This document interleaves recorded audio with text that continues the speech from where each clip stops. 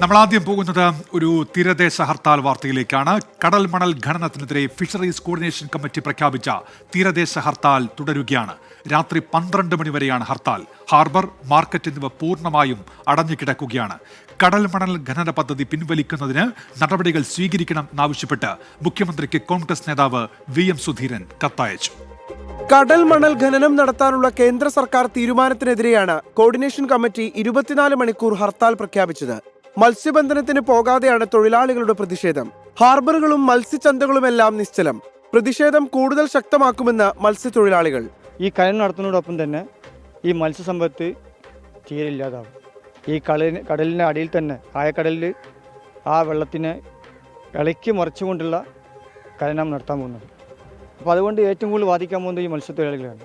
കടൽ മണൽ ഖനനത്തെ ഒന്നിച്ചെതിർക്കാമെന്ന് മന്ത്രി P. രാജീവ്.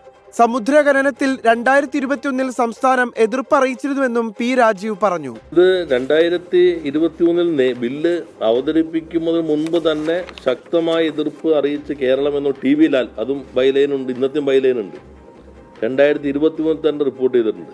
ഈ പ്രശ്നത്തിൽ നിങ്ങൾ എന്ത് ചെയ്തു, ഞങ്ങൾ എന്ത് ചെയ്തു എന്ന വിഭജനമല്ല ഉണ്ടാകേണ്ടത്. ഈ ഘട്ടത്തിൽ കേരളം ഒന്നിച്ചു നിന്ന് എതിർക്കേണ്ട പ്രശ്നമാണ്. കൊല്ലം ജില്ലയിൽ ഹർത്താൽ പൂർണ്ണമാണ്. ആലപ്പുഴയിൽ 13 കേന്ദ്രങ്ങളിൽ സമരപ്രഖ്യാപനവും പ്രകടനവും നടത്തി. കോഴിക്കോടും ഹർത്താൽ പുരോഗമിക്കുകയാണ്. UDF, LDF മുന്നണികൾക്കൊപ്പം വിവിധ സമുദായ സംഘടനകളും ഹർത്താലിന് പിന്തുണ പ്രഖ്യാപിച്ചിട്ടുണ്ട്. വിഷയത്തിൽ മാർച്ച് 12-നാണ് മത്സ്യത്തൊഴിലാളികളുടെ പാർലമെന്റ് മാർച്ച്. വിവിധ ബ്യൂറോകൾക്കൊപ്പം 24 കോഴിക്കോട്.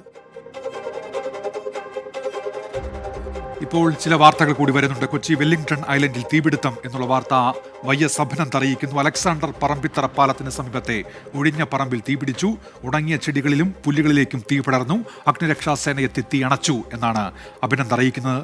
അതോടൊപ്പം മറ്റൊരു വാർത്ത വരുന്നത്, തേനീച്ചയുടെ കുത്തേറ്റ് മധ്യവയസ്കൻ മരിച്ചു എന്ന വാർത്ത. കോഴിക്കോട് താമരശ്ശേരി തുവക്കുന്നുമൽ ഭാസ്കരനാണ് മരിച്ചത്. സ്വന്തം വീടിന്റെ ടെറസിൽ വെച്ച് തേനീച്ചയുടെ കുത്തേൽക്കുകയായിരുന്നു എന്നാണ് ഇപ്പോൾ രാഹുൽ സുരേഷ് അറിയിക്കുന്നത് കോഴിക്കോട് നിന്ന്. മുണ്ടക്കൈ ചൂരൽമല പുനരധിവാസത്തിനായി നിർമ്മിക്കുന്ന ടൗൺഷിപ്പിൽ വീടൊന്നിന് 20 ലക്ഷം ചെലവ് നിശ്ചയിച്ച് സർക്കാർ 7 സെന്റ് ഭൂമി വീതമുള്ള പ്ലോട്ടായി പുനഃക്രമീകരിക്കും.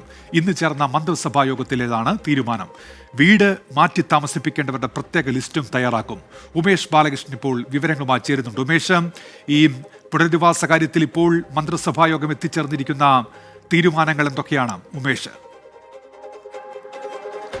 മുണ്ടക്കൈ ചൂരൽമല പുനരധിവാസവുമായി ബന്ധപ്പെട്ട ഏറ്റവും നിർണായകമായ തീരുമാനത്തിലേക്ക് സർക്കാർ കടന്നു കഴിഞ്ഞു. അത് പ്രധാനമായി എൽസ്റ്റോൺ എസ്റ്റേറ്റ് മാത്രമായി ഏറ്റെടുക്കാം ആദ്യഘട്ടത്തിൽ എന്നുള്ളതാണ്. അതായത് 430 ഗുണഭോക്താക്കളുടെ പട്ടിക മാത്രമേ ഇപ്പോൾ തീരുമാനിച്ചിട്ടുള്ളൂ. അതിൽ തന്നെ 15 ലക്ഷം രൂപ വാങ്ങി സ്വന്തം നിലയിൽ പിരിഞ്ഞു പോകാൻ, ഈ പട്ടികയിൽ നിന്ന് മാറിപ്പോകാൻ തയ്യാറാകുന്നവരുടെ എണ്ണം കൂടി എടുത്തു കഴിഞ്ഞാൽ അത് ഇതിനെയും കുറയും. ആ സാഹചര്യത്തിൽ ആദ്യഘട്ടത്തിൽ എൽസ്റ്റോൺ എസ്റ്റേറ്റ് മാത്രം ഏറ്റെടുത്താൽ മതി. ഇവിടെ 7 സെന്റ് ഭൂമി ഒരു വീടിന് വേണ്ടി മാറ്റിവെക്കും. 7 സെന്റ് ഭൂമിയിൽ 20 ലക്ഷം രൂപയ്ക്കായിരിക്കും ഈ സ്പോൺസർഷിപ്പ്, ഒരു വീടിനുള്ള സ്പോൺസർഷിപ്പ് നിശ്ചയിക്കുക. അതുകൂടാതെ പിരിഞ്ഞു പോകുന്നവർക്കുള്ള 15 ലക്ഷം അതും നൽകും. ഇതോടൊപ്പം തന്നെ ഈ ഇപ്പോൾ വാടകയ്ക്ക് താമസിക്കുന്നവർക്ക് വേണ്ടിയുള്ള ഗുണഭോക്താക്കൾക്കുള്ള റേഷൻ, അത് എല്ലാ മാസവും നൽകി വരുന്ന റേഷനൊപ്പം 1000 രൂപയുടെ സപ്ലൈക്കോയുടെ കൂപ്പൺ നൽകും. 300 രൂപ ഇപ്പോൾ നൽകുന്ന അലവൻസ് ഉണ്ട്, അതും നൽകും. അതുകൂടാതെ 2B ലിസ്റ്റ് തയ്യാറാക്കാനുള്ള നിർദ്ദേശവും നൽകി കഴിഞ്ഞു. അതിനനുസരിച്ച് അടുത്ത ഘട്ട ഗുണഭോക്താക്കളുടെ പട്ടിക തയ്യാറാക്കും. അതിനുവേണ്ടി ജില്ലാ കളക്ടറെ ചുമതലപ്പെടുത്തുകയും ചെയ്തു. അതോടൊപ്പം മന്ത്രിസഭയിലെ മറ്റൊരു സുപ്രധാനമായ തീരുമാനം, ഈ നിലവിൽ SPC സ്റ്റുഡൻറ് പോലീസ് കേഡറ്റ് വിഭാഗത്തിൽ പ്രവർത്തിക്കുന്ന വിദ്യാർത്ഥികൾക്ക് ഗ്രേസ് മാർക്ക് നൽകാൻ ഇന്നത്തെ മന്ത്രിസഭാ യോഗം തീരുമാനിച്ചു. അത് 4 വർഷമെങ്കിലും A+ ഗ്രേഡിൽ പ്രവർത്തിക്കുന്ന വിദ്യാർത്ഥികൾക്ക് 5% വരെ റിസർവേഷൻ നൽകാനുള്ള നിർദ്ദേശമാണ് നൽകിയിരിക്കുന്നത്. ഉന്മേഷ്, ഈ സർക്കാരിന് മെല്ലപ്പോക്ക് എന്നുള്ള ആക്ഷേപമടക്കം ഉണ്ടല്ലോ ഉമേഷ്. ഇപ്പോൾ UDFന്റെ ഉപവാസ സമരമൊക്കെ ആരംഭിക്കുകയും ചെയ്തിട്ടുണ്ട്. അത്തരമൊരു പശ്ചാത്തലത്തിൽ ഈ പുനരധിവാസത്തിന്റെ കാര്യത്തിൽ തീരുമാനങ്ങളുണ്ടോ മന്ത്രിസഭാ യോഗത്തിൽ ഉമേഷ്? പുനരധിവാസത്തിൽ ഏറ്റവും സുപ്രധാനമായ തീരുമാനം ഇത് തന്നെയാണ്. 20 ലക്ഷം രൂപ ആയി ഒരു വീടിന് നിശ്ചയിച്ചു എന്നുള്ളതാണ്. അതുകൂടാതെ മെല്ലപ്പേക്ക് സംബന്ധിച്ചുള്ള വലിയ വിമർശനങ്ങളുണ്ടായിരുന്നു. അതിൽ അടിയന്തരമായ തീരുമാനം ഇപ്പോൾ സർക്കാർ എന്തായാലും കൈക്കൊണ്ടു. അതുകൂടാതെ ആദ്യഘട്ടത്തിൽ എൽസ്റ്റോൺ എസ്റ്റേറ്റ് മാത്രം ഏറ്റെടുക്കുന്നതിനെതിരെയും വിമർശനമുണ്ടായിരുന്നു. എന്തായാലും സർക്കാർ ആ തീരുമാനത്തിൽ ഉറച്ചു നിൽക്കാൻ തീരുമാനിച്ചു കഴിഞ്ഞു. അതേസമയം 5 സെന്റ് ഭൂമി മാത്രം നൽകിയാൽ മതി എന്നുള്ളൊരു ആലോചന ആദ്യഘട്ടത്തിൽ സർക്കാർ തീരുമാനിച്ചിരുന്നു. എന്നാൽ അത് ഇപ്പോൾ 7 ആക്കി ഉയർത്തിയിട്ടുണ്ട്. അത് ഗുണഭോക്താക്കൾക്ക്, ദുരന്തബാധിതർക്ക് ചെറിയ രീതിയിൽ ആശ്വാസം നൽകുന്നതാണ്. പക്ഷേ അവർ നേരത്തെ ആവശ്യപ്പെട്ടതുപോലെ ഒരു കൃഷിയിടം അല്ലെങ്കിൽ ഈ 5 സെൻറ്റോ 7 സെൻറ്റോ മാത്രം പോരാ എന്നുള്ള ആവശ്യമെല്ലാം അവർ മുന്നോട്ട് വെച്ചിട്ടുണ്ട്. പക്ഷേ അത് പൂർണ്ണമായി അംഗീകരിക്കാൻ ഇപ്പോൾ മന്ത്രിസഭാ യോഗം തയ്യാറായിട്ടില്ല. എങ്കിലും ഈ പറഞ്ഞതുപോലെ 7 സെൻറ്റ് ഭൂമി എന്നുള്ളത് ആശ്വാസം നൽകുന്ന തീരുമാനം തന്നെയാണ്. എന്നാൽ 20 ലക്ഷം എന്നുള്ള ഒരു തീരുമാനത്തിലേക്ക്, ഒരു വീടിന് നേരത്തെ 25 തീരുമാനിച്ചിരുന്നത്, അത് 20 കുറച്ചത് അതൊരു കുറവ് തന്നെയാണ്. എങ്കിലും ഈ പറഞ്ഞതുപോലെ 7 സെൻറ്റ് ഭൂമി എൽസ്റ്റൺ എസ്റ്റേറ്റ് മാത്രമായി ഏറ്റെടുക്കാനുള്ള തീരുമാനം അവയെല്ലാം ഒരുപക്ഷെ വരും ദിവസങ്ങളിൽ വിമർശനത്തിന് ഇടയാക്കാൻ സാധ്യതയുണ്ട്. ഉമേഷ് ബാലകൃഷ്ണനാണ് വാർത്തയുടെ വിശദാംശങ്ങൾ ഇപ്പോൾ നൽകിയത്. ചില പ്രേക്ഷക പ്രതികരണങ്ങൾ വരുന്നുണ്ട്. വിളിച്ചാൽ കിട്ടുന്ന വല്ല നമ്പർ തരിക എന്നാണ്. നമ്മളൊരു നമ്പർ നൽകാറുണ്ട്. മൊയ്തീൻ പറയുന്നത്, മൊയ്തീൻ നമ്മൾ പറഞ്ഞ നമ്പറിൽ വിളിച്ചാൽ കിട്ടുന്ന നമ്പറാണ്. പ്രേക്ഷകർ അതിൽ വിളിക്കാറുള്ളതാണ്, വാർത്തകൾ അറിയിക്കാറുള്ളതാണ്, ജനകീയ വിഷയങ്ങൾ ശ്രദ്ധയിൽ കൊണ്ടുവരാറുള്ളതാണ്. ആ നമ്പറിൽ താങ്കൾക്ക് വിളിച്ചാൽ നമ്മളെ കിട്ടുന്നതാണ്. ലഹരി ഉപയോഗം തടയുന്നതിനെതിരെ 24 ന്യൂസ് ക്യാമ്പയിൻ സംഘടിപ്പിച്ചുകൊണ്ട് വരണം എന്നാണ് ശ്രീരാജ് കാലിക്കറ്റ് പറയുന്നത്. നമ്മൾ അതുമായി ബന്ധപ്പെട്ട് പല ഘട്ടങ്ങളിൽ ക്യാമ്പയിൻ സ്വഭാവത്തിലുള്ള വാർത്തകൾ നൽകിയിരുന്നതാണ്. ഇപ്പോഴും അതുമായി ബന്ധപ്പെട്ട 24 ഇടപെടൽ തുടരുന്നുണ്ട്. 24 കണക്റ്റിൻ്റെ ലഹരിവിരുദ്ധ ക്യാമ്പയിൻ ഒരു ഭാഗത്ത് പുരോഗമിക്കുകയും ചെയ്യുന്നുണ്ട്. മുണ്ടക്കെ ചൂരൽമല പുനരധിവാസം ഉൾപ്പെടെയുള്ള വിഷയങ്ങളിൽ സർക്കാർ അനാസ്ഥ ആരോപിച്ച് UDF-ന്റെ സമരം. ടി സിദ്ദിഖ് MLA-യുടെ നേതൃത്വത്തിൽ വയനാട് കളക്ട്രേറ്റിന് മുന്നിലാണ് സമരം. നാളെ രാവിലെ 7 മണി വരെയാണ് രാപകൽ ഉപവാസം. കേന്ദ്ര സർക്കാർ ഒരു ജന്മിയുടെ സ്വഭാവത്തോടുകൂടി കേരളത്തിലെ ഈ ദുരന്തബാധിതർക്കെതിരായിട്ടുള്ള സമീപനം സ്വീകരിച്ച് മുന്നോട്ട് പോവുകയാണ്. കേരള സർക്കാർ സ്വീകരിക്കുന്നത് ജനം കൊടുത്ത പണം പോലും അതിൻ്റെ മേലെ അടയിരിക്കുകയല്ലാതെ അത് മാന്യമായി കൊടുക്കാനുള്ള ഒരു നടപടിയും സ്വീകരിക്കാതെ മറ്റൊരു ദുരന്തമായി സംസ്ഥാന സർക്കാർ മുന്നോട്ട് പോവുകയാണ്. കൃഷിഭൂമി നഷ്ടപ്പെട്ടതിൻ്റെ ഒരു കാര്യത്തെക്കുറിച്ച് ചർച്ചയില്ല. ഏത് സ്ഥലത്താണ് പുനരധിവാസം എന്നുള്ളതിനെക്കുറിച്ച് പറയുന്നില്ല. 5 സെൻറ്റാണോ 10 സെൻറ്റാണോ എന്നുള്ളത് പറയില്ല.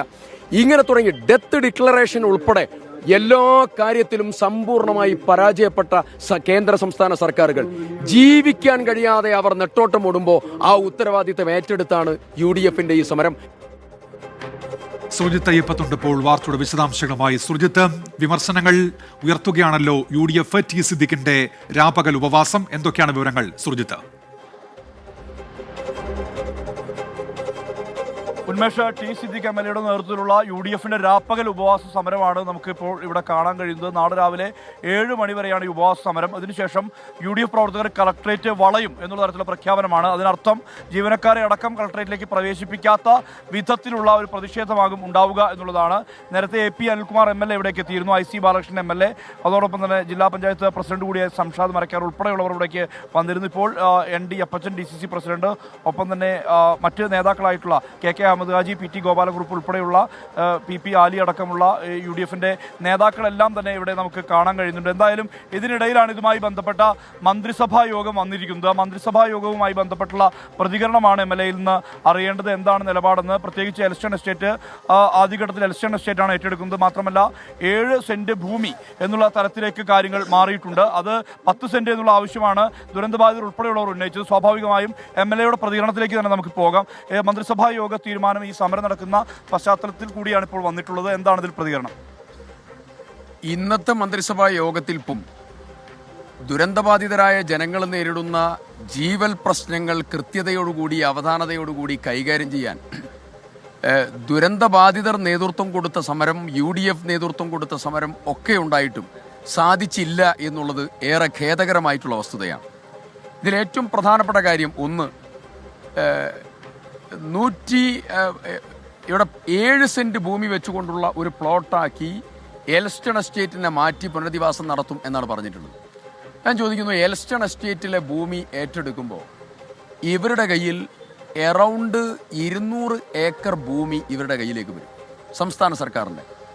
എനിക്കത് 7 സെന്റ് ഭൂമി വെച്ചുകൊണ്ട് നൽകിയാൽ നിലവിലുള്ളതായിരിക്കുന്ന ലിസ്റ്റ് അനുസരിച്ച് 400-450 കുടുംബം വെച്ചു. 450 കുടുംബം വെച്ചു എത്ര ഏക്കർ സ്ഥലം വരും? അപ്പോൾ ഒരുപാട് സ്ഥലം ബാക്കി നിൽക്കുക. അവർ ആവശ്യപ്പെട്ട ഡിമാൻഡ്, ഞങ്ങൾക്ക് 15 സെന്റ് ഭൂമി വേണം. ചുരുങ്ങിയതൊരു 10 സെന്റ് ഭൂമിയെങ്കിലും കൊടുത്താൽ വലിയ ഉപകാരമാകുമല്ലോ. അത് സർക്കാരിന് മീറ്റി. സർക്കാർ എന്തിനാ ഈ പിശുക്കനാവുന്നത്? എന്തിനാ സർക്കാർ പിശുക്കനാവുന്നത്? തുടർ ചികിത്സയുടെ കാര്യം ഇന്നത്തെ ക്യാബിനറ്റ് യോഗത്തിൻ്റെ ഡിക്ലറേഷൻ വായിച്ചപ്പോൾ അതിലൊന്നും തന്നെ കണ്ടിട്ടില്ല. തുടർ ചികിത്സയ്ക്ക് വേണ്ടി മാറ്റിവെച്ച തുക കേവലം 5 ലക്ഷം രൂപ മാത്രമാണ്. ഞാൻ നേരത്തെ നിങ്ങളുമായി സംസാരിച്ചപ്പോൾ പറഞ്ഞു, തുടർ ചികിത്സയ്ക്ക് വേണ്ടി 1 കോടി രൂപ മാറ്റിവെക്കുന്നതിന് സർക്കാരിന്റെ കയ്യിൽ പണമില്ലാത്തതിന്റെ പ്രശ്നമുണ്ടോ? 723 കോടി രൂപ കഴിഞ്ഞ മാസം സർക്കാരിന്റെ കയ്യിൽ വയനാടിന് വേണ്ടി മാത്രമായി കിട്ടിയ പണമുണ്ട്. അപ്പോൾ ആ പണം ഉപയോഗിച്ചുകൊണ്ട് അവിടെ ഗുരുതരമായി അസുഖമുള്ളതായ നിരവധി ആളുകളുണ്ട്. അവരുടെ ചികിത്സയ്ക്ക് വേണ്ടി 1 കോടി രൂപ മാറ്റിവെച്ചാൽ എന്താ? ഈ 5 ലക്ഷം രൂപ എന്തിനു തികയും? 5 ലക്ഷം രൂപ ആ കാര്യത്തിൽ തീരുമാനമില്ല. അവരെടുത്ത ലോണുകളെ സംബന്ധിച്ചതായ തീരുമാനം കേന്ദ്ര സർക്കാരിന്റെ തീരുമാനമില്ല, ഇവരുടെ തീരുമാനമില്ല. ആശ്വാസകരമായ ഒരു തീരുമാനം ഞാൻ എടുത്തു പറയുന്നു.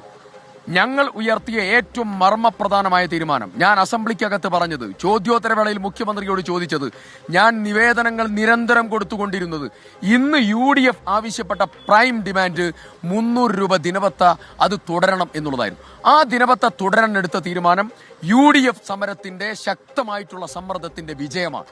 ഈ സമരത്തിന്റെ വിജയമാണ്. ഈ സമരത്തിന്റെ ഞങ്ങൾ പറയുന്നു ബാക്കിയുള്ള നിരവധിയായ ഡിമാൻഡുകളുണ്ട്. ആ ഡിമാൻഡുകൾ കൂടെ അംഗീകരിച്ചെങ്കിൽ മാത്രമേ ഈ സമരം തുടരുകയുള്ളൂ.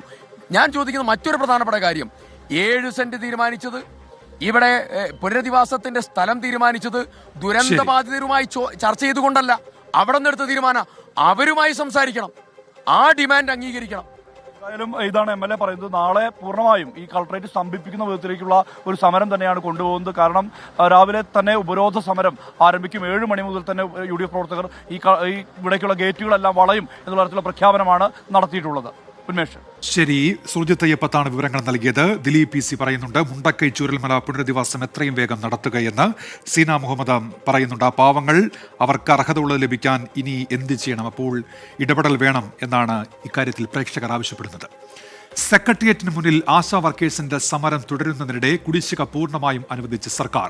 സമരം വിജയമെന്നും ആവശ്യങ്ങൾ പൂർണ്ണമായും അംഗീകരിക്കും വരെ സമരം തുടരുമെന്നും ആശാ വർക്കേഴ്സ് വ്യക്തമാക്കി. സമരത്തിന് ഐക്യദാർഢ്യം പ്രകടിപ്പിച്ച് യൂത്ത് കോൺഗ്രസ് നടത്തിയ സെക്രട്ടേറിയറ്റ് മാർച്ചിൽ സംഘർഷമുണ്ടായി. യൂത്ത് കോൺഗ്രസ് സമരത്തെ ആശാ വർക്കേഴ്സ് തള്ളി. സമരം 18ാം ദിവസത്തിലേക്ക് കടക്കുമ്പോഴാണ് ജനുവരി മാസത്തെ കുടിശ്ശിക കൂടി സർക്കാർ അനുവദിച്ചത്. നാഷണൽ ഹെൽത്ത് മിഷനാണ് ഓണറേറിയം കുടിശ്ശികയും ഇൻസെന്റീവും അനുവദിച്ചത്. ഇതോടെ 3 മാസത്തെ കുടിശ്ശിക പൂർണ്ണമായി നൽകി. ഓണറേറിയം ലഭിച്ചതിൽ സന്തോഷമെന്നും സമരം നിർത്തണമെങ്കിൽ ആവശ്യങ്ങൾ പൂർണ്ണമായി അംഗീകരിക്കണമെന്നും സമരക്കാർ. അയ്യോ, സമരം ഒരിക്കലും അവസാനിപ്പിക്കുന്നില്ല. കുടിശ്ശികയ്ക്ക് വേണ്ടി മാത്രമല്ലല്ലോ ഞങ്ങൾ സമരം ചെയ്തത്. ഞങ്ങൾക്ക് സമരം ചെയ്തതിന് പ്രധാനമായ ഘടകം എന്ന് പറയുന്നത് പിരിച്ചുവിടൽ ആനുകൂല്യം ഞങ്ങൾക്ക് തരുക. മറ്റൊന്നുള്ളത് പെൻഷനാണ് ഞങ്ങൾ ചോദിക്കുന്നത്. പിന്നെ മറ്റൊരു പ്രധാന ഘടകം എന്ന് പറയുന്നത് ഞങ്ങൾക്ക് ഓണറേറിയം വർദ്ധിപ്പിക്കുക, അത് 21,000 രൂപ ആക്കുക. സമരത്തിൽ കേന്ദ്ര സർക്കാരിനെ കുറ്റപ്പെടുത്തി ആരോഗ്യമന്ത്രി വീണ ജോർജ്. അതായത് കേന്ദ്രം നൽകേണ്ട ഇൻസെന്റീവ്സിന്റെ 60% ഉണ്ടല്ലോ, അത് ഏതാണ്ട് 100 കോടി രൂപ ആശമാരുടെ ഇൻസെന്റീവ്സിന് നൽകേണ്ടതായിട്ടുണ്ട് കേന്ദ്രം. 2023-20 കഴിഞ്ഞ സാമ്പത്തിക വർഷം 1 രൂപ പോലും കേന്ദ്രം നൽകിയിട്ടില്ല. ആശാ വർക്കർമാർക്ക് ഐക്യദാർഢ്യമർപ്പിച്ച് യൂത്ത് കോൺഗ്രസ് നടത്തിയ സമരം സംഘർഷത്തിൽ കലാശിച്ചു.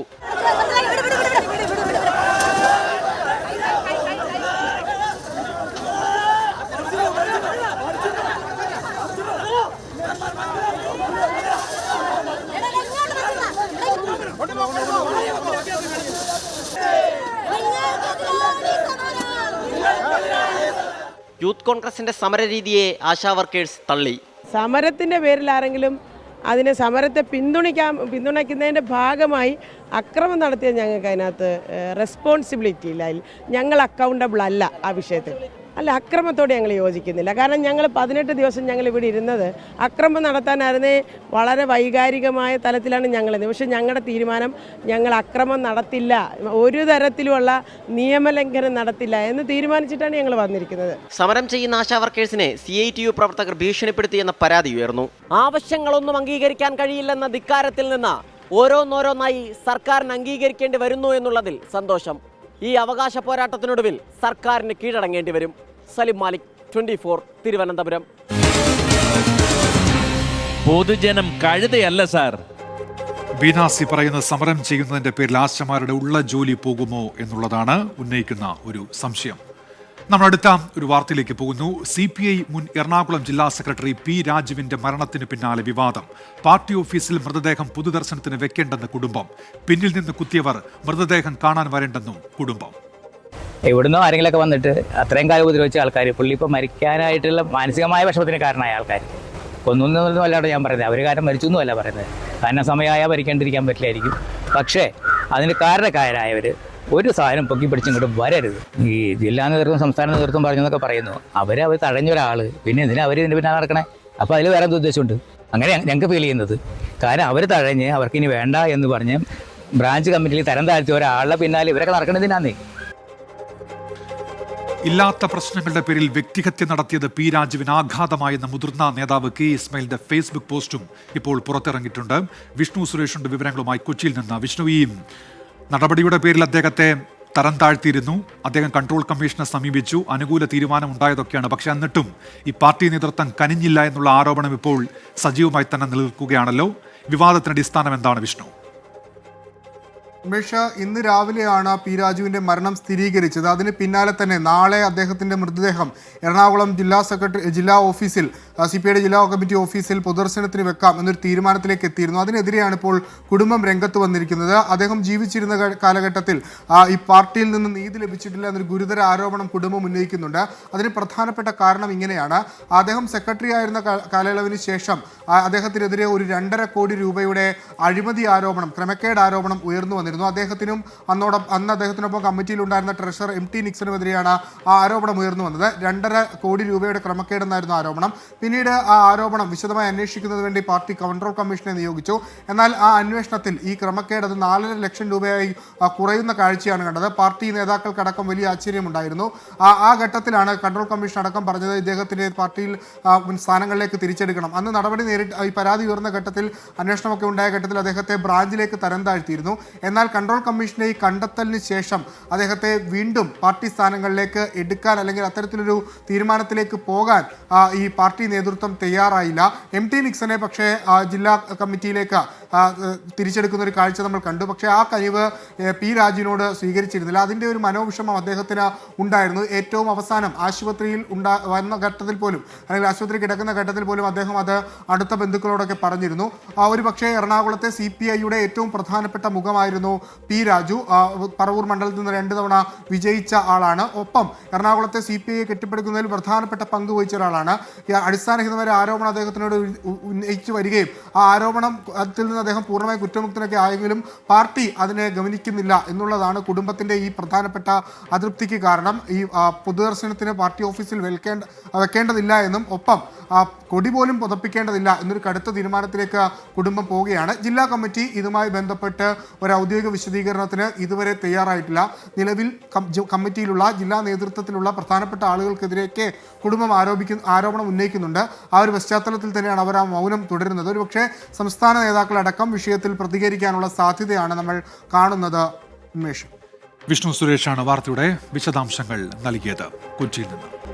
പ്രിയപ്പെട്ട എല്ലാ പ്രേക്ഷകർക്കും ഒരിക്കൽ കൂടി പൊതുജന കഴുതലസ് എന്ന പരിപാടിയിലേക്ക് സ്വാഗതം. വിവിധ വിഷയങ്ങളുമായി ബന്ധപ്പെട്ട് പ്രേക്ഷകരുടെ പ്രതികരണങ്ങളൊക്കെ വരുന്നുണ്ട്. അതിൽ ലഹരിയുമായി ബന്ധപ്പെട്ട് പ്രേക്ഷകരുടെ പ്രതികരണം വരുന്നുണ്ട്. ദിലീപ് PC പറയുന്ന ലഹരിക്കെതിരെ കേരളത്തിലെ യുവജന സംഘടനകൾ കാര്യമായ ഇടപെടലുകൾ നടത്തുന്നില്ല എന്നുള്ളതാണ് അദ്ദേഹത്തിന്റെ വിമർശനം. ഭീതിപ്പെടുത്തുന്നതാണ് ഈ മൗനം എന്ന് അദ്ദേഹം പറയുന്നു. സാമൂഹ്യ തിന്മകൾക്കെതിരെ ശക്തമായ നടപടിയെടുത്ത പാരമ്പര്യം ഉള്ളവരാണ് നമ്മുടെ യുവജന സംഘടനകൾ. അവർ അത് മറന്നുപോകുന്ന രീതിയിൽ ഇപ്പോൾ ഇടപെടുന്നു എന്നാണ് അദ്ദേഹം ഒരു വിമർശനമായി ഇപ്പോൾ ഉയർത്തുന്നത്. വിവാദ അഭിമുഖം പുറത്തുവിട്ട ഇന്ത്യൻ എക്സ്പ്രസിനെതിരെ ഡോക്ടർ ശശി തരൂർ MP. കേരളത്തിൽ നേതൃത്വ പ്രതിസന്ധിയുണ്ട് എന്ന് താൻ പറഞ്ഞിട്ടില്ല. തന്റെ പ്രസ്താവന വളച്ചൊടിച്ചു. സംഭവിക്കേണ്ടതെല്ലാം സംഭവിച്ചതിന് ശേഷമാണ് ഇന്ത്യൻ എക്സ്പ്രസ് ഖേദം പ്രകടിപ്പിക്കാൻ തയ്യാറായത് എന്നും ശശി തരൂർ എക്സ് പോസ്റ്റിൽ വിമർശിച്ചു. വിനീത VG ഉണ്ട് ഇപ്പോൾ വിശദാംശങ്ങളുമായും ഡൽഹിയിൽ നിന്ന്. വിനീത, ഈ അഭിമുഖം വന്ന ഘട്ടത്തിൽ അത് വലിയ വിവാദമായതാണ്. ഇപ്പോൾ എന്താണ് ഇക്കാര്യത്തിൽ ഡോക്ടർ ശശി തരൂർ MP വ്യക്തമാക്കുന്ന നിലപാട്?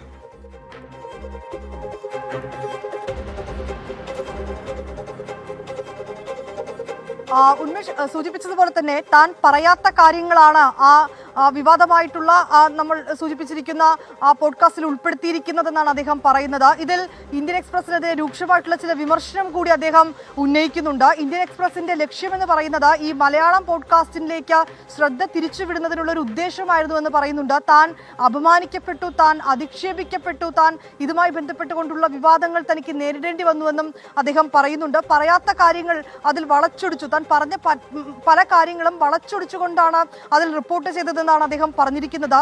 കേരളത്തിൽ നേതൃത്വ പ്രതിസന്ധി ഉണ്ട് എന്ന് താൻ ഒരിക്കലും പറഞ്ഞിട്ടില്ല. പക്ഷേ അത്തരത്തിലേക്കെന്ന തലക്കെട്ടോടു കൂടിയാണ് ഇന്ത്യൻ എക്സ്പ്രസ് ആ വാർത്ത ജനങ്ങളിലേക്ക് എത്തിച്ചത്. ഇതൊക്കെ തന്നെ തെറ്റിദ്ധാരണ ഉണ്ടാക്കാൻ ഇടയാക്കിയെന്നും പറയുന്നുണ്ട്.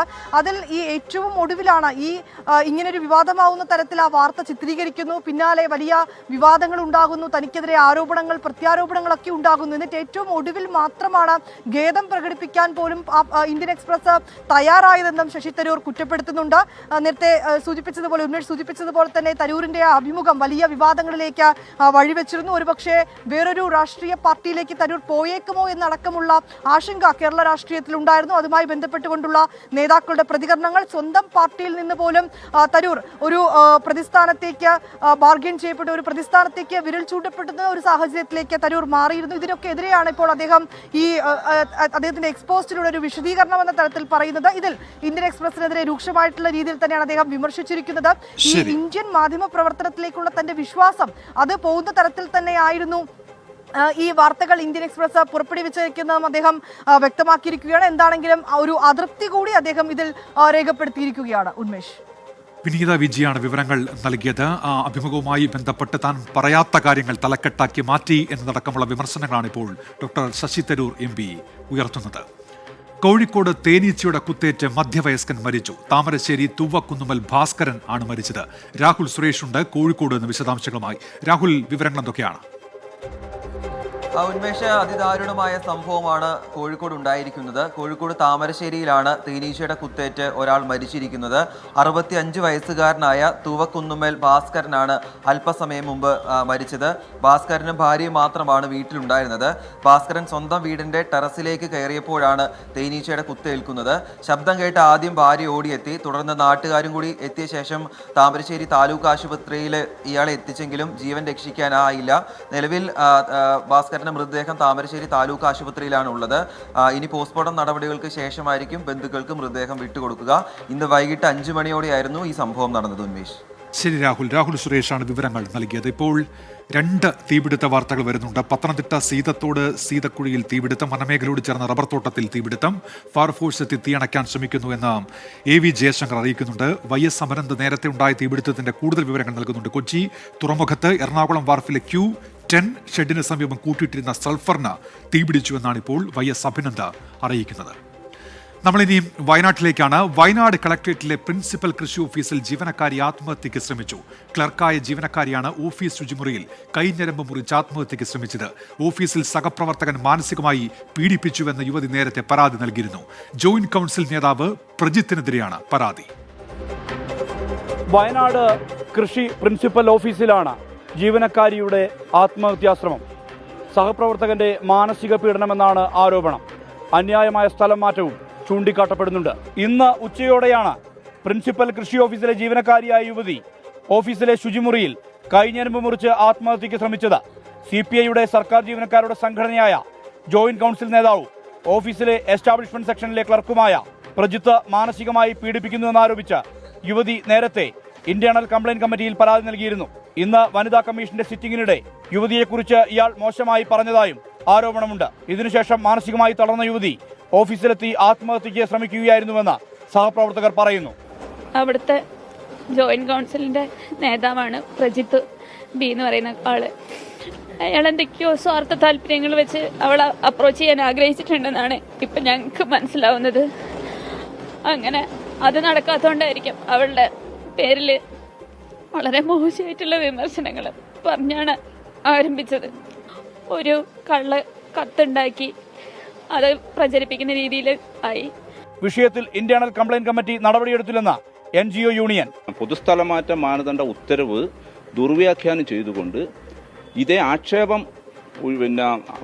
ആക്ഷേപത്തിന് ഇരയായിട്ടുള്ള സെക്ഷൻ ക്ലർക്കിൻ്റെ സെക്ഷനിൽ നിന്നും ഫയൽ എറേസ് ചെയ്തുകൊണ്ട് കഴിഞ്ഞ 22-ാം തീയതി സ്ഥലം മാറ്റുന്ന സ്ഥിതിയുണ്ടായി.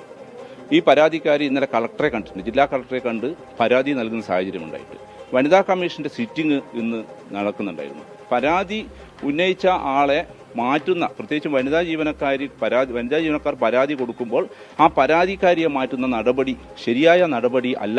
പ്രജിത്തിനെതിരെ നടപടി ആവശ്യപ്പെട്ട് NGO യൂണിയൻ കളക്ടർക്ക് പരാതി നൽകിയിട്ടുണ്ട്. കളക്ടറേറ്റിൽ പ്രകടനം നടത്തിയ ജീവനക്കാർ പ്രിൻസിപ്പൽ കൃഷി ഓഫീസിലേക്ക് മാർച്ചും സംഘടിപ്പിച്ചു. ഈ പറയുന്ന ഈ അവസ്ഥയിലേക്ക് ഈ ജീവനക്കാരി എത്തിച്ച ഈ ഓഫീസിലെ മുഴുവൻ ജീവനക്കാരെയും, അത് ജില്ലാ ഓഫീസർ മുതൽ താഴെ വരെയുള്ള എല്ലാ ജീവനക്കാരെയും മാതൃകാപരമായി ശിക്ഷിക്കും എന്നാണ് ഞങ്ങൾ പ്രതീക്ഷിക്കുന്നത്. അങ്ങനെ ശിക്ഷിക്കണമെന്നാണ് ഞങ്ങൾക്ക് ഈ കേരളത്തിലെ ഇടതുപക്ഷ ഗവൺമെന്റിനോട് വിനീതമായി അഭ്യർത്ഥിക്കാനുള്ളത്. കൈനാട്ടി ജനറൽ ആശുപത്രി പ്രവേശിപ്പിച്ച യുവതിയുടെ ആരോഗ്യനില തൃപ്തികരമാണ്. കൽപ്പറ്റ പോലീസ് ജീവനക്കാരിയുടെ മൊഴി രേഖപ്പെടുത്തി. ആരോപണ വിധേയനെതിരെ നടപടിയുണ്ടായില്ലെങ്കിൽ ശക്തമായ സമരമെന്നാണ് NGO യൂണിയന്റെ മുന്നറിയിപ്പ്. ജീവനക്കാരുടെ മൊഴി പോലീസ് രേഖപ്പെടുത്തിയിട്ടുണ്ട്. മനു ദാമോദരനൊപ്പം സുർജിത് അയ്യപ്പത്ത്, 24 വയനാട്. പൊതുജനം കഴുതയല്ല സാർ. നേരത്തെ സൂചിപ്പിച്ച വാർത്തയുടെ വിശദാംശങ്ങളിലേക്ക്. കൊച്ചി വെല്ലിംഗ്ടൺ ഐലൻഡിൽ തീപിടുത്തം. എറണാകുളം വാർഫിലെ Q10 ഷെഡിന് സമീപം കൂട്ടിയിട്ടിരുന്ന സൾഫറിനാണ് തീപിടിച്ചത്. മട്ടാഞ്ചേരിയിൽ നിന്നുള്ള ഫയർഫോഴ്സ് യൂണിറ്റ് സ്ഥലത്തെത്തി തീയണയ്ക്കാൻ ശ്രമിക്കുകയാണ്. YS അഭിനന്ദ് കൊച്ചിയിൽ നിന്ന്. അഭിനന്ദ്, നിയന്ത്രണ വിധേയമായിട്ടുണ്ടോ തീപിടുത്തം?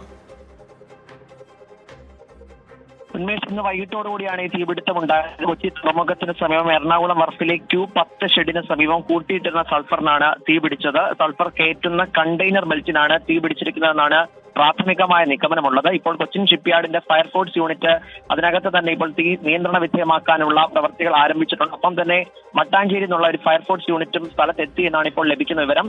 പ്രദേശവാസികൾ ജാഗ്രത പാലിക്കണമെന്ന് ഫയർഫോഴ്സ് ഉദ്യോഗസ്ഥർ ഇപ്പോൾ പറയുന്നുണ്ട്.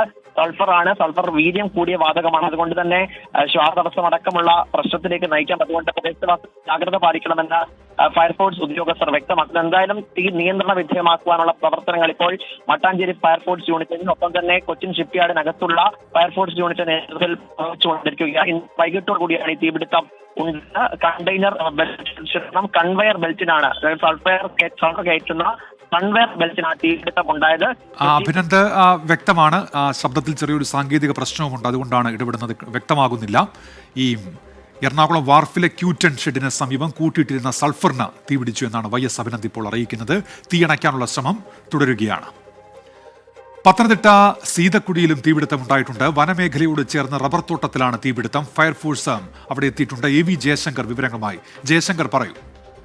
അതായത് ഉന്മേഷ്, പത്തനംതിട്ട സീതക്കുഴിയിൽ വനമേഖലയോട് ചേർന്ന റബ്ബർ തോട്ടത്തിലാണ് കുറച്ചധികം നേരമായി തീപിടുത്തം ആരംഭിച്ചിട്ടുള്ളത്. വലിയ തോതിൽ തീ വ്യാപിപ്പിക്കുന്നുണ്ട്. ഫയർഫോഴ്സ് എത്തി തീ അണയ്ക്കാനുള്ള ഒരു ശ്രമം ഇതിനോടകം തന്നെ തുടങ്ങിയിട്ടുണ്ട്. വനമേഖലയാണ്, അതുകൊണ്ട് തന്നെ ഫയർഫോഴ്സ് എഞ്ചിനും മറ്റും എത്തിക്കുന്നതിന് വലിയ തോതിലുള്ള പ്രതിസന്ധിയുണ്ട്. നാട്ടുകാരും ഫയർഫോഴ്സും ചേർന്നുകൊണ്ട് തീ അണയ്ക്കാനുള്ള ഒരു ശ്രമമാണ് ഇപ്പോൾ നടത്തിക്കൊണ്ടിരിക്കുന്നത്. ചിറ്റാർ ഫോറസ്റ്റ് റേഞ്ച് പരിധിയിൽപ്പെട്ട വനഭാഗത്താണ് ഇപ്പോൾ ഇത്തരത്തിലൊരു തീപിടുത്തം ഉണ്ടായത്. ഈ നാട്ടുകാരൊക്കെ പറയുന്നത് വനത്തിനുള്ളിലാണ് തീപിടുത്തം ഉണ്ടായത്. ആ തീ ഈ റബ്ബർ തോട്ടത്തിലേക്ക് വ്യാപിക്കുകയായിരുന്നു എന്നാണ്. എന്തായാലും ഈ ഫയർഫോഴ്സ് ഇതുമായി ബന്ധപ്പെട്ട ഒരു പരിശോധന നടത്തുന്നത്. വനം വകുപ്പും ഈ കാര്യത്തിൽ ഒരു പരിശോധന ഇതിനകം തുടങ്ങിയിട്ടുണ്ട്. എന്തായാലും ഈ തീ അണയ്ക്കാനുള്ള ഒരു ശ്രമം ആരംഭിച്ചു കഴിഞ്ഞു. ഈ ഫയർ എഞ്ചിനും മറ്റും പ്രദേശത്ത് എത്തുന്നതിന് വലിയ തോതിലുള്ള ഒരു പ്രതിസന്ധിയുണ്ട്. അതുകൊണ്ട് തന്നെ മറ്റ് സംവിധാനങ്ങൾ ഉപയോഗിച്ചുകൊണ്ടാണ് ഇപ്പോൾ തീ അണയ്ക്കാനുള്ള ഒരു ശ്രമം തുടരുന്നത്. ഇതുവരെ തീ നിയന്ത്രണ വിധേയമാക്കാൻ സാധിച്ചിട്ടില്ല. എന്തായാലും ഇതിനുള്ള ശ്രമം നാട്ടുകാരും ഫയർഫോഴ്സും ചേർന്ന് തുടരുകയാണ്. ഉന്മേഷ്, ശരി. AV ജയശങ്കറാണ് വിവരങ്ങൾ നൽകിയത്. ഇപ്പോൾ രാഹുൽ വിജയൻ ഇടുക്കിയിൽ നിന്നൊരു വാർത്ത അറിയിക്കുന്നത് സ്കൂൾ മുറ്റത്ത് പടയപ്പ എത്തിയിരിക്കുന്നു. ഗൂഡാർവിള ഹയർ സെക്കൻഡറി സ്കൂളിന് മുൻപിലാണ് കാട്ടാന എത്തിയത് എന്നാണ് രാഹുൽ വിജയൻ അറിയിക്കുന്നത്. RRT സ്ഥലത്തുണ്ടായിരുന്നവർ എത്തി കാട്ടാനയെ തുരത്തി എന്നാണ് രാഹുൽ വിജയൻ അറിയിക്കുന്നത്. അല്പസമയത്തിനകം അതിന്റെ ദൃശ്യങ്ങൾ നമ്മൾ പ്രേക്ഷകരിലേക്ക് എത്തിക്കും. ഇടുക്കിയിൽ നിന്ന് തന്നെയുള്ള ഒരു വാർത്തയിലേക്കാണ് ഇനി. ഇടുക്കിയിലെ അനധികൃത പാറ ഖനനത്തിൽ പ്രത്യേക സംഘത്തിന്റെ അന്വേഷണം നടക്കുമ്പോഴും 100 കണക്കിന് ലോഡ് കരിങ്കല്ലാണ് നിർബാധം പൊട്ടിച്ച് കടത്തുന്നത്. കാഞ്ചിയാർ വില്ലേജിലെ പടുകയിൽ 500 മീറ്റർ ദൂരത്തിൽ പ്രവർത്തിക്കുന്നത് 2 അനധികൃത പാറമടകളാണ്. ജിയോളജി വകുപ്പ് സ്റ്റോപ്പ് മെമ്മോ നൽകിയ സ്ഥലത്ത് നിയമത്തെ വെല്ലുവിളിച്ചാണ് കുളം നിർമ്മാണത്തിന്റെ മറവിൽ പാറ പൊട്ടിക്കൽ. 24 എക്സ്ക്ലൂസീവ്.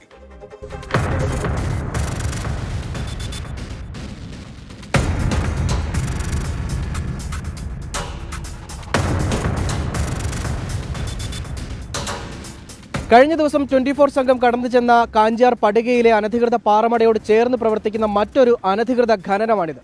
കുളം നിർമ്മാണത്തിന്റെ മറവിലാണ് ഇവിടെ നിന്നും ലോഡ് കണക്കിന് കരിങ്കല്ല് പൊട്ടിച്ചു കടത്തിയത്. ഇവിടെ കുളം നിർമ്മിക്കാൻ യാതൊരുവിധ അനുമതിയും ജിയോളജി വകുപ്പ് നൽകിയിട്ടില്ല എന്നുള്ളതാണ് വളരെ പ്രധാനപ്പെട്ട കാര്യവും. കോട്ടയം സ്വദേശിയുടെ ഉടമസ്ഥതയിലുള്ള സ്ഥലത്താണ് പഴയ കുളത്തിന്റെ വലിപ്പം കൂട്ടാൻ എന്ന പേരിൽ പാറ പൊട്ടിച്ചത്. മൈനിങ് ആൻഡ് ജിയോളജി വിഭാഗം കഴിഞ്ഞ ജനുവരിയിൽ അനധികൃത ഖനനം കണ്ടെത്തിയിട്ടും നടപടിയെടുത്തില്ല.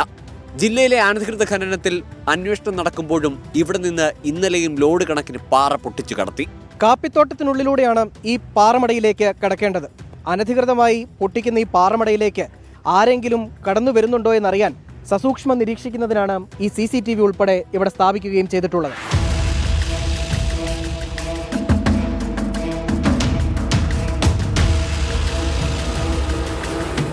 സ്ഥലത്തിന്റെ സ്ഥിതി സംബന്ധിച്ച രേഖകൾക്കായി ജിയോളജി വകുപ്പ് ഉടുമ്പൻചോല തഹസിൽദാർക്കും കാഞ്ചിയാർ വില്ലേജ് ഓഫീസർക്കും കത്ത് നൽകിയിരുന്നു.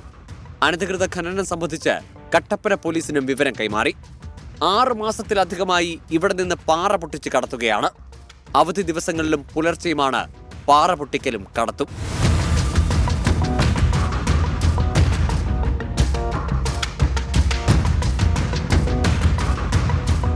അനധികൃത ഖനനത്തിന് സ്റ്റോപ്പ് മെമ്മോ നൽകിയ ഈ സ്ഥലത്ത് കഴിഞ്ഞ ദിവസവും വ്യാപകമായി കരിങ്കല്ല് പൊട്ടിച്ച് കടത്തിയിട്ടുണ്ട്. അതിനുപയോഗിച്ച എക്സ്കവേറ്റർ ഉൾപ്പെടെ ഇപ്പോഴും ഇവിടെ കിടക്കുന്നുണ്ട് എന്നുള്ളതാണ് ഏറ്റവും പ്രധാനപ്പെട്ട കാര്യം. നിയമവ്യവസ്ഥയ്ക്ക് യാതൊരു വിലയും കൽപ്പിക്കാതെയാണ് ഇടുക്കി ജില്ലയിലെ ഈ അനധികൃത പ്രവർത്തനങ്ങൾ നടക്കുന്നത് എന്നുള്ളതാണ് ആശ്ചര്യപ്പെടുത്തുന്ന കാര്യം. സുമിത്തിനൊപ്പം രാഹുൽ വിജയൻ, 24 ഇടുക്കി. അപ്പോൾ ഇക്കാര്യത്തിൽ സർക്കാർ ഇടപെടുമെന്നാണ് പ്രതീക്ഷ. രാഷ്ട്രീയ നേതൃത്വത്തിന്റെ ഒക്കെ ഒത്താശയുണ്ട് എന്നുള്ള ആരോപണവും ഒരു ഭാഗത്ത് ഉണ്ടാകുന്നുണ്ട് ഈ പാറഖനനവുമായി ബന്ധപ്പെട്ട്. ഒട്ടേറെ പ്രേക്ഷകർ ചൂണ്ടിക്കാണിക്കുന്ന ഒരു വിഷയത്തിലേക്കാണ് ഇനി. സംസ്ഥാനത്ത് ലഹരി മരുന്നിന്റെ ഒഴുക്ക് തുടരുകയാണ്. 2 ദിവസത്തിനിടെ മലപ്പുറത്ത് രാസലഹരിയുമായി പിടിയിലായത് 5 പേരാണ്. വേങ്ങരയിൽ ലഹരി കിട്ടാത്തതിനെ തുടർന്ന് അമ്മയെയും സഹോദരിയെയും യുവാവ് ക്രൂരമായി മർദ്ദിച്ചു. ലഹരി എന്ന വിപത്തിൽ ഗുരുതരമായ സാഹചര്യത്തിലേക്കാണ് പോകുന്നത് എന്ന കൃത്യമായ സൂചനയാണ് കാലം നൽകുന്നത്. 2 ദിവസത്തിനിടെ മലപ്പുറത്ത് MDMA-യുമായി ബന്ധപ്പെട്ട് 3 സംഭവങ്ങൾ.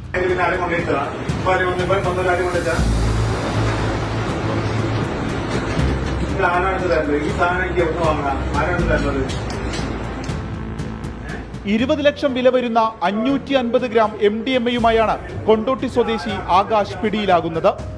895 ഗ്രാം കഞ്ചാവും പിടികൂടി. 2 വർഷമായി ലഹരിക്കടത്ത് സംഘത്തിന്റെ ഭാഗമായി പ്രവർത്തിക്കുന്ന ഇയാൾ മയക്കുമരുന്ന് മലപ്പുറം, കോഴിക്കോട് ജില്ലകൾ കേന്ദ്രീകരിച്ചാണ് വിൽപ്പന നടത്തിയത്. പിടിക്കപ്പെടാതിരിക്കാൻ സോഷ്യൽ മീഡിയയിലെ വിവിധ ആപ്പുകൾ ഉപയോഗിച്ച് അതിവിദഗ്ധമായാണ് ആവശ്യക്കാരെ കണ്ടെത്തിയത്. മറ്റൊന്ന് പെരിന്തൽമണ്ണയിൽ യുവതിയടക്കം 4 പേരെ MDMA-യുമായി പിടികൂടി. ആഡംബര ഫ്ളാറ്റുകൾ കേന്ദ്രീകരിച്ച് ലഹരി വിൽപ്പന നടത്തുന്ന സംഘം. ഓപ്പറേഷൻ ഡി ഹണ്ടിന്റെ ഭാഗമായിട്ടായിരുന്നു പരിശോധന. വേങ്ങര ചെനക്കലിൽ രാസലഹരി കിട്ടാത്തതിന്റെ വിഭ്രാന്തിയിലാണ് മകൻ അമ്മയെയും സഹോദരിയെയും ക്രൂരമായി മർദ്ദിച്ചത്.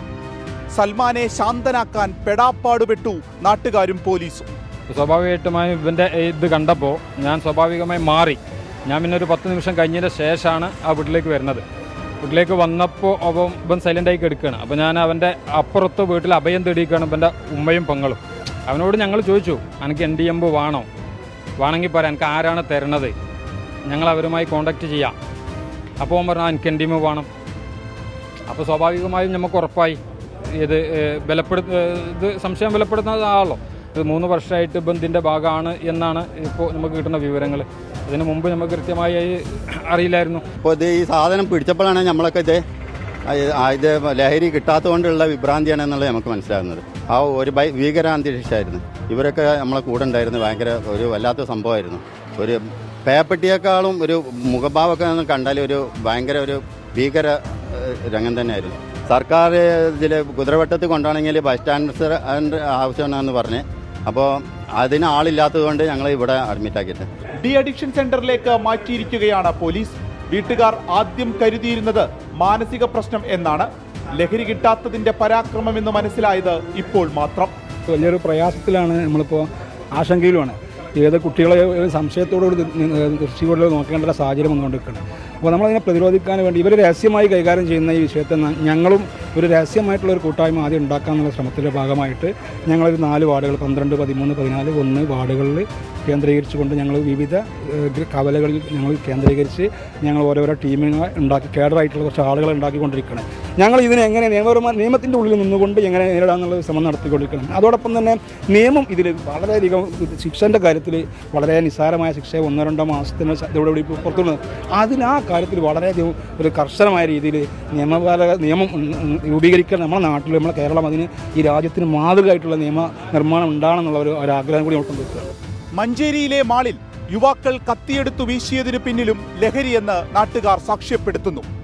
കൃത്യമായ ഇടപെടലും ബോധവൽക്കരണവും അനിവാര്യമായ ഘട്ടമാണിത്. വിപിൻ സി വിജയൻ, 24 മലപ്പുറം. പൊതുജനം കഴുതയല്ല സാർ. പൊതുജനം കഴുതയുള്ള ശ്രദ്ധ പരിപാടിയിലേക്ക് എല്ലാ പ്രേക്ഷകർക്കും ഒരിക്കൽ കൂടി സ്വാഗതം. മൂന്നാറിൽ പടയപ്പ് ഇറങ്ങി എന്നുള്ള വാർത്ത വരുന്നുണ്ട്. ഗൂഡാർവിള ഹയർ സെക്കൻഡറി സ്കൂളിന് മുൻപിലാണ് കാട്ടാന എത്തിയത്. സംഘം RRT സ്ഥലത്തുണ്ടായിരുന്നു. ആനയെ അപ്പോൾ തന്നെ തുരത്തുകയും ചെയ്തു. ദൃശ്യങ്ങളിലേക്ക്.